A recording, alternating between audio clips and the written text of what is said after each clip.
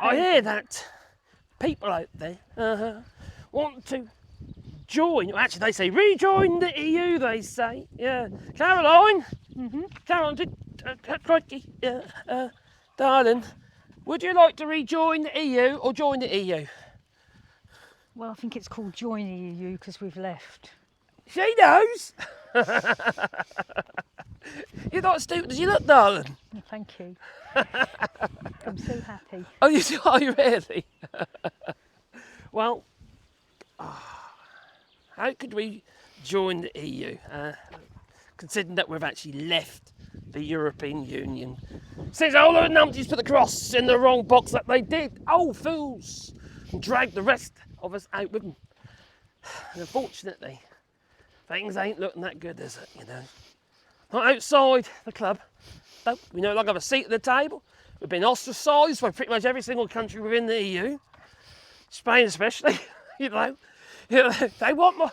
They say, we want our Gibraltar back, they say. You know, in the European Union now, that's, oh, crikey, I can't remember to call it now, but they're no longer calling Argentina as Falkland Islands anymore. No. Oh dear.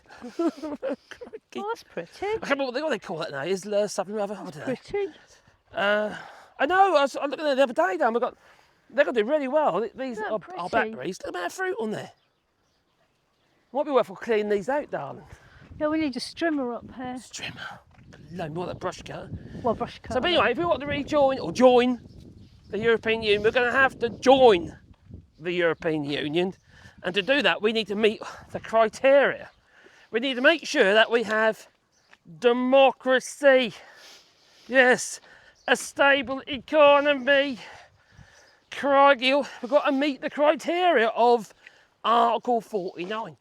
But also, there is the Copenhagen criteria, which one part of that states that we must have a GDP that has a national debt no more than, well, a national debt must be higher than 60% of our GDP.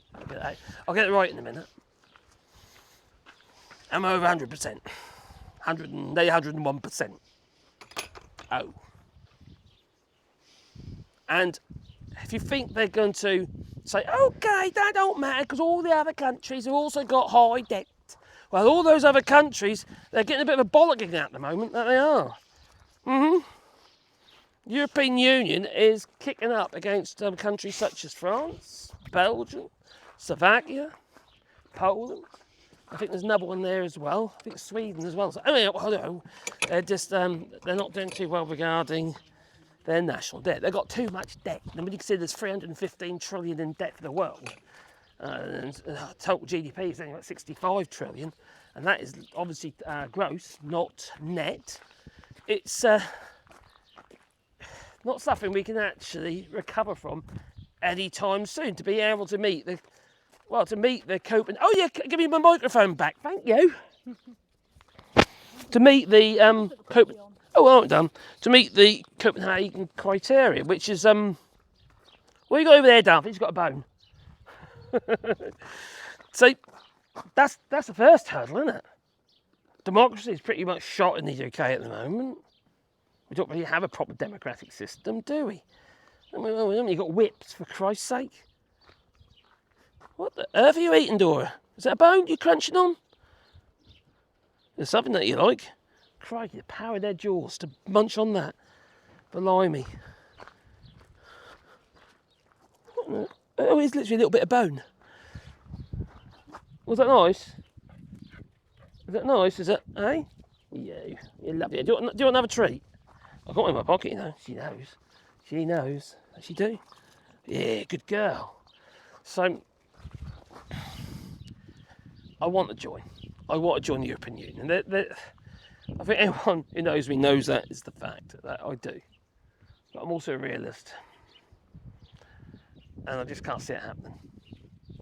Now, there is a party called Rejoin EU. It's not going to happen. Now, don't get me wrong. You have to have direction. In other words, you have to move somewhere. You have to go from point A to point B. And if you never start, you're never going to get anywhere near, are you? So you could argue, like Nigel Farage did with UKIP, maybe rejoin, even though I should say join, rejoin the EU. Maybe that party could gain some ground. Maybe it could put enough pressure on whatever government is actually in power at the time. Could force governments to talk about it. But it is a long game. There's no just going back, unfortunately. There's no any real like tweaking around the edges.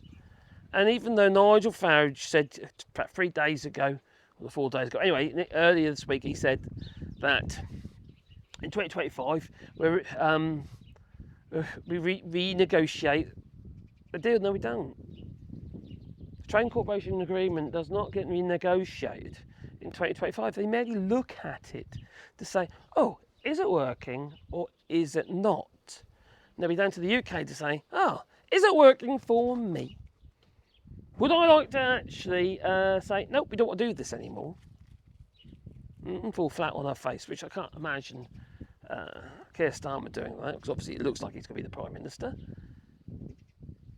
That's not going to happen. And the EU's going to look at it and say, well, actually, it's working for us. We're all right, Jack, you know? Because they can actually pass things now, which they weren't able to get through before, because the likes of Nigel Farage, who was causing all sorts of grief within the EU Council. Well, they keep blocking stuff from going through. So they ain't going to want us back. Because the likelihood someone like Nigel Farage would end up being an MEP again, cause all that mischief, preventing the EU from being able to progress. And you can just imagine it, can't you? I can just say it now. You're going to have countries such as Spain, France, what have you, and maybe others, vetoing the UK. You know, its ability just even to apply Article 49. And then you obviously got the ascension period, you know. And I think the quickest negotiation was like 6 years. Well, it's going to be more than that for the UK, because we're going to try and negotiate the pound. We were not going to want to be part of the Eurozone, and etc., you know.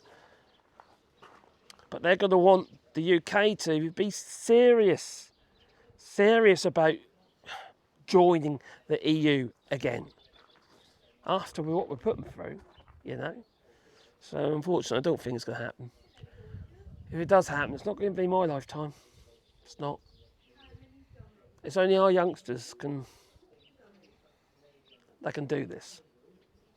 So what we need our youngsters to become more involved in politics. And I'm not talking about youngsters as in 25-year-olds. I'm talking about 12-year-olds, 13-year-olds, 14-year-olds that take an interest in their futures. It kind of seems what happens when they start going to secondary school and what have you. It's kind of what happens, isn't it? They do start taking more of an interest. Unfortunately, it's not enough. And we need to put pressure on government. And about putting pressure on the governments, nothing is ever going to happen. But don't worry.